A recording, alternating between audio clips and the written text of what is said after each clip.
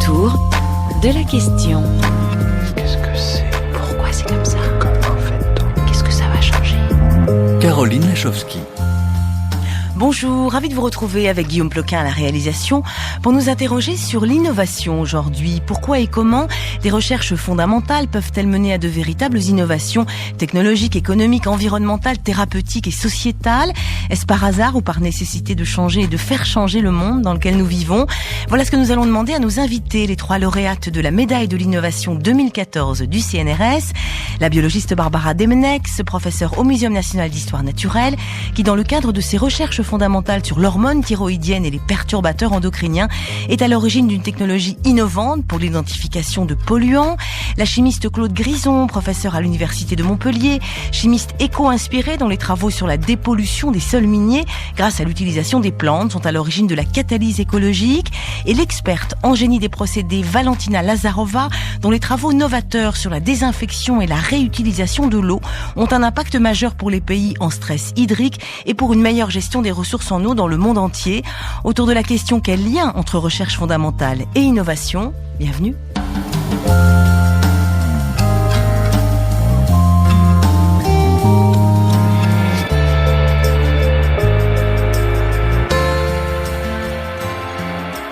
Bonjour Claude Grison. Bonjour Caroline, bonjour à tous.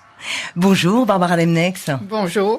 Et bonjour Valentina Lazarova. Bonjour Caroline, bonjour à tous. Merci beaucoup à vous 3 d'être en direct avec nous. C'est pas si souvent qu'on a la chance de recevoir 3 femmes scientifiques de renom dont les recherches ont des applications aussi essentielles pour nous. Alors j'en profite pour faire un petit coup de chapeau au physico-chimiste Didier Roux, le seul homme lauréat cette année avec vous de la médaille de l'innovation CNRS. Mais pour une fois qu'en science ce sont les femmes qui sont majoritairement à l'honneur, on en profite pour faire remonter un petit peu nos quotas sur RFI. Autour de la question quel lien entre recherche fondamentale et innovation, on commence justement par une question assez malicieuse du physicien et philosophe Étienne Klein sur cette médaille de l'innovation 2014 du CNRS. Les 3 prix de l'innovation sont attribués à des femmes. Bon, il y en a 3 sur 4, ce qui est quand même une violation assez flagrante de la parité. Est-ce que c'est le hasard ou est-ce qu'il y a des raisons de penser que les femmes innovent davantage que les hommes ?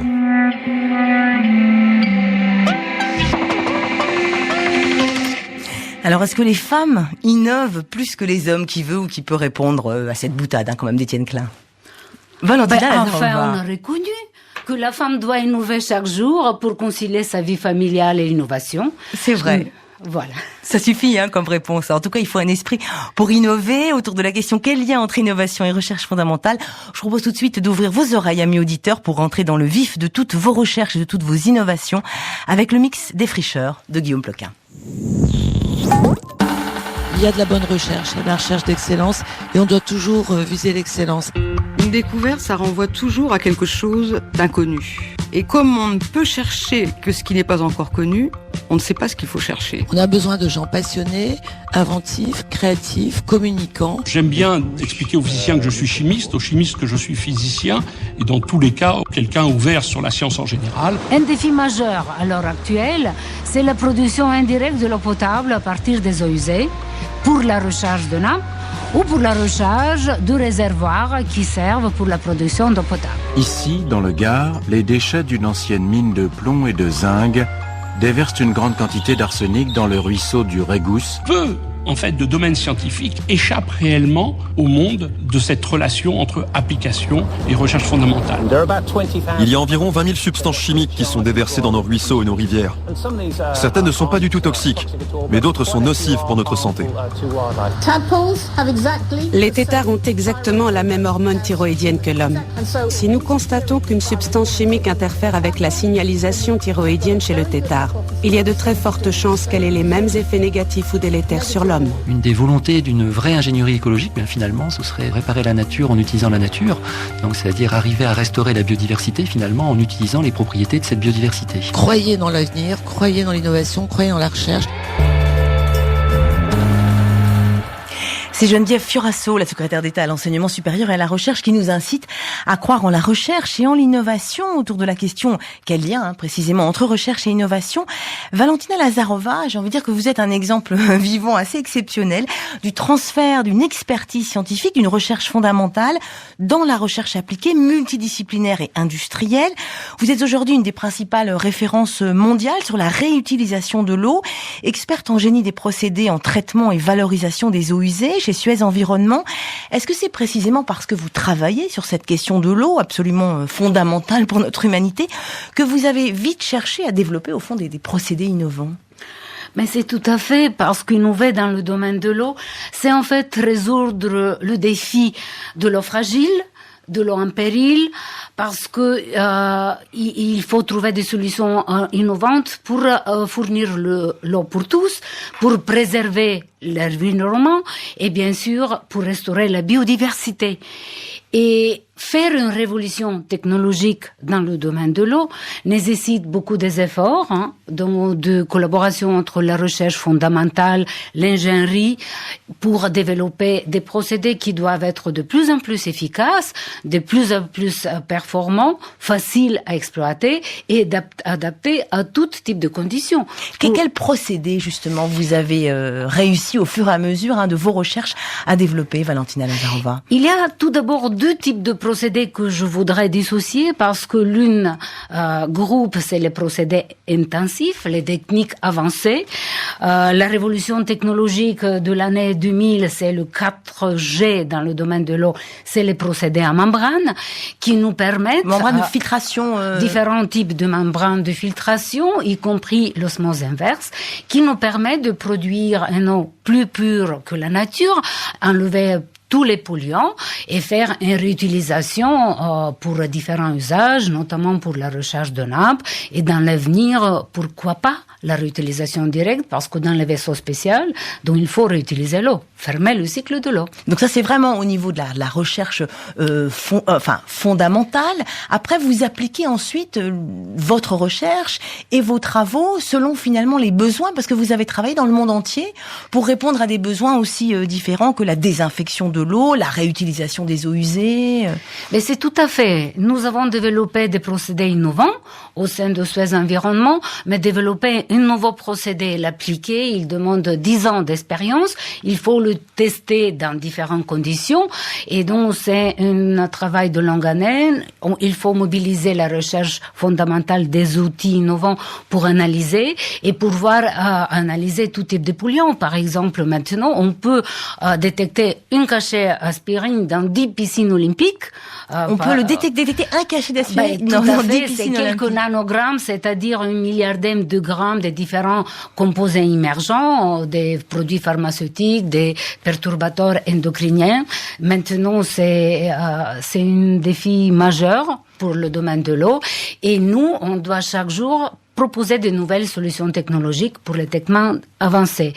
Par contre, pour les zones rurales, pour les pays en développement, le défi, c'est encore plus différent et plus difficile parce que il faut non seulement assurer une efficacité de traitement, purifier l'eau et pouvoir la réutiliser pour différents usages, mais faire ceci avec un investissement mineur, avec peu d'énergie et peu d'efforts d'exploitation. Donc dans ce cas-là, la recherche est différente selon les besoins, selon les pays eux-mêmes, selon s'ils sont plus ou moins en stress hydrique et selon les moyens qu'on peut mettre en place. C'est ça. Tout à fait. Donc par exemple, les technologies avancées, les combinaisons de membranes, on était une des premières au monde de les tester et appliquer en Californie, au sud de Los Angeles, pour pouvoir fournir de l'eau de différentes qualités, 5 types d'eau pour différents usages industrielle et la recharge de nappes potables. Oui, l'eau, évidemment, selon les usages que l'on en fait, elle n'a pas besoin d'être aussi pure. Tout à fait, mais pour l'irrigation, dont le traitement est moindre, mais on va de plus en plus loin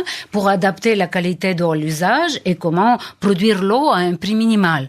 Par contre, pour les pays en développement, notamment nous avons travaillé en Bolivie, à El Alto, en Maroc, en Algérie, pour les pays et les zones rurales et la population à faible revenu, on a développé des procédés qui mettent en œuvre les mécanismes naturels d'épuration dans les lagunes ou les filtres plantés de roseaux. Et là, c'est vraiment une collaboration, au fond, entre chercheurs, recherche fondamentale et recherche appliquée, chercheurs et ingénieurs. Ben, tout à fait. Donc, ça nécessite la collaboration entre nos experts, mais il faut savoir que sur les environnements, le budget annuel de recherche, c'est 74 millions d'euros. Et il y a 400 experts dans le monde entier.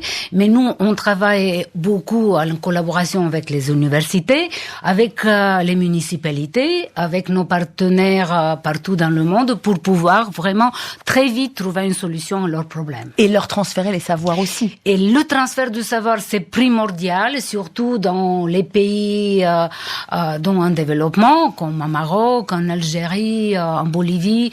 On organise, en Afrique du Sud, on organise ce transfert. On travaille avec les partenaires locaux pour pouvoir leur transférer ce savoir et les laisser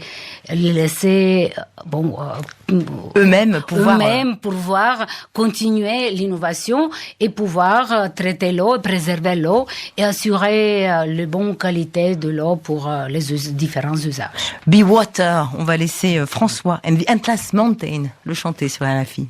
Be Water, je suis de l'eau sur RFI avec François and the Atlas Mountain autour de la question quel lien entre recherche fondamentale et innovation. Nous sommes en compagnie des 3 lauréates de la médaille de l'innovation 2014 du CNRS, la chimiste Claude Grison, la biologiste Barbara Demenex et l'experte en génie des procédés de réutilisation et de traitement de l'eau Valentina Lazarova. Et justement, cette question de l'eau, du traitement, de la dépollution, la détection des polluants dans l'eau, j'ai l'impression qu'au fond, elle vous rassemble toutes les 3. Claude Grison, vous travaillez bien sur la dépollution. En tant que chimiste, l'eau, ça vous intéresse? Tout à fait. Donc, nous travaillons sur la dépollution de l'eau et du sol. À chaque fois, donc, ces milieux sont pollués par des éléments métalliques. Et les solutions écologiques sont tout à fait communes puisqu'il s'agit d'utiliser des plantes qui ont des capacités assez exceptionnelles pour extraire soit des systèmes aqueux, soit des systèmes sols. Donc, ces fameux éléments métalliques. C'est-à-dire se servir des plantes, grâce aux propriétés des plantes et en les transformant grâce à la chimie pour pouvoir dépolluer, que ce soit l'eau ou le sol.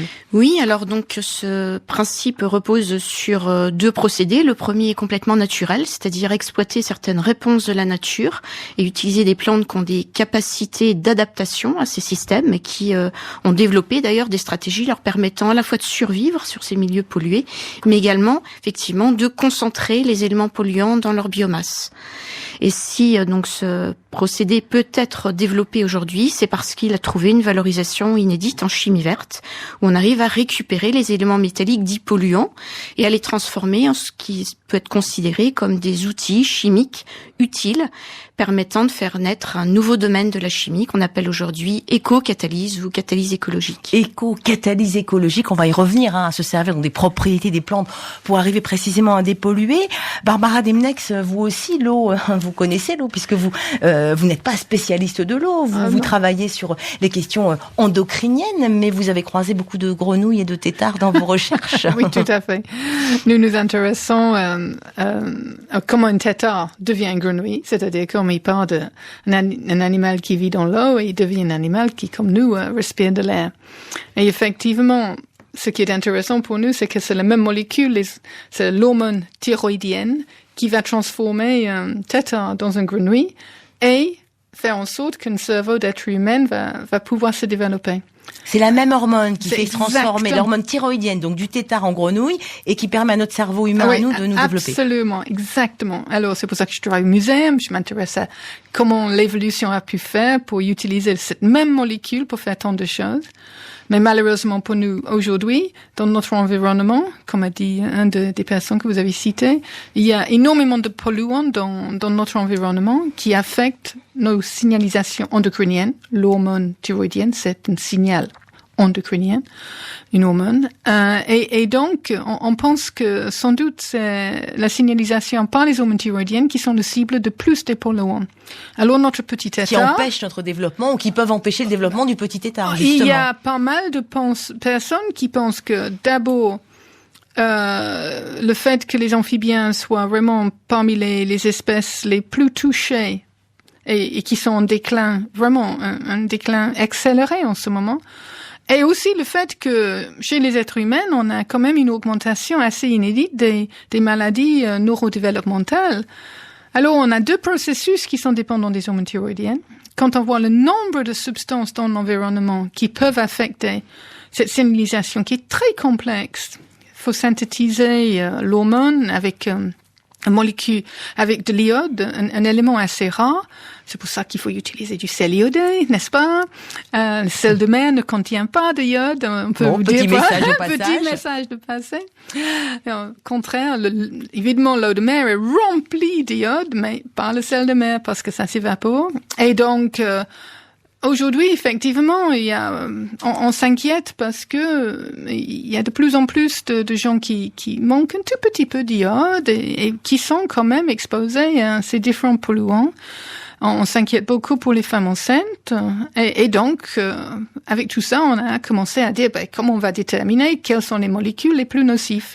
Et donc, c'est pour ça qu'on a utilisé nos thétars. Vous avez utilisé vos thétars donc pour déterminer, ce sont les thétars eux-mêmes qui permettent de déterminer le nombre de polluants. Quels sont les polluants qu'il y a dans l'eau? Oui, absolument. Par les nombres, mais disons que on a fait un système de thétars qui s'allument en fonction de quantité d'hormones thyroïdiennes qui est disponible. Et donc, il s'allume en vert quand il y a beaucoup d'hormones thyroïdiennes. Et pourtant, si dans l'eau dans laquelle on le fait nager, il y a des molécules ou un mélange de molécules, parce qu'on s'inquiète beaucoup à des mélanges de molécules. S'il y a une seule substance ou un mélange de substances qui vont interférer avec cette signalisation par les hormones thyroïdiennes, cette lumière va s'éteindre. Et pour nous, c'est un signe qu'il faut chercher quelle est la molécule. Et donc, on peut l'utiliser soit pour tester de l'eau, les eaux de surface. Pour voir comment sont les eaux de surface, quelles sont ou bien on peut l'utiliser comme un test pour tester les molécules chimiques individuelles pour légiférer si oui ou non ils devraient être utilisés ou pas. Mais c'est presque, on va y revenir en deuxième partie, mais c'est presque par hasard si vous avez utilisé les thétars comme indicateur de l'eau. C'est au cours de votre recherche fondamentale. Absolument. C'est, comme a dit Valentina, tout ça, c'est une recherche de longue haleine, une recherche qui part d'une idée de biologie fondamentale. Ensuite, on voit les applications et après, on décide de les développer ou pas. On s'attelle et on essaye de voir si c'est jouable. Et là, en l'occurrence, c'est extrêmement jouable. Autour de la question, quel lien entre la recherche fondamentale et l'innovation? On va poursuivre dans 3 minutes, juste après le flash d'info. On se retrouve avec vous trois autour de vos recherches et de vos innovations. On n'a pas fini de les découvrir et de tout ce qu'elles vous ont inspiré aussi en chemin. Barbara Demnex, Claude Grison et Valentina Lazarova. À tout de suite après le flash.